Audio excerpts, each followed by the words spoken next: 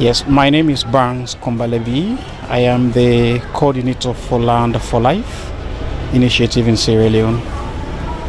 Land for Life generally is about promoting good land governance, working with government, private sector, landowners, traditional leaders. We are promoting what we call multi-actor process, and the idea is that land is complex. It's characterized by conflict, and there are so many other issues that are around land. So we want to ensure that there is multi-stakeholder decision-making process, and it is at national level and at local level. We are here to do part of the rollout of the laws that have been enacted. We consider the media, civil society, and other non-state actors as key players in the governance of land. So government is playing its own bit under the Sierra Leone Land Administration Project. They have already trained the traditional leaders, paramount chiefs, and other stakeholders. So we thought that there has been a gap on the side of civil society and the media practitioners and lawyers. So we are here today to take them through.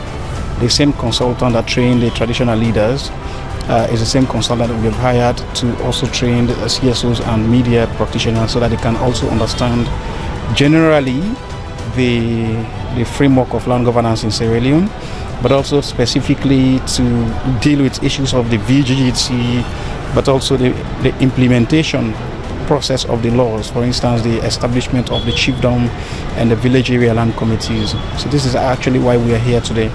The frontliners, the media, the civil society are the frontiers for the people's empowerment.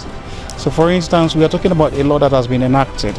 You want somebody to sit on the radio to talk about the law, the person has to get the fundamental information, the foundational information, the sufficient information. You want a media journalist to interview a minister of land, for instance. The media person has to have some background of the information of the land. So we thought that before we go down to actually train local people, rural people, to talk about investors, we have to get more people at national level empowered with the law.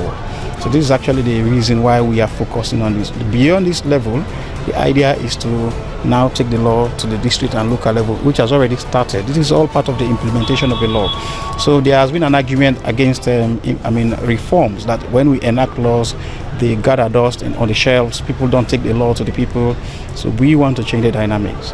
If you had Sokita saying that this law will be one of the different laws in Sierra Leone, in the sense it is going to be implemented, transcribed, translated, transformed into different languages and different versions, into audio, into video. We are even going to talk about hiring local musicians to even sing songs that contain the content of the law, because land is the heartbeat of the country. Land is the prerequisite of human existence. It is because of the land that we have that we are called Sierra Leone. Without land, there is no life. That is why we want to take the land issues very seriously and make sure that the people for whom the laws were enacted actually have information about the law. They are able to know the law, use the law, and shape the law. And there is a committee, a subcommittee of the UN that is called the Committee on Food Security, and FAO, the Food and Agriculture Organization, is a UN agency, is part of that committee.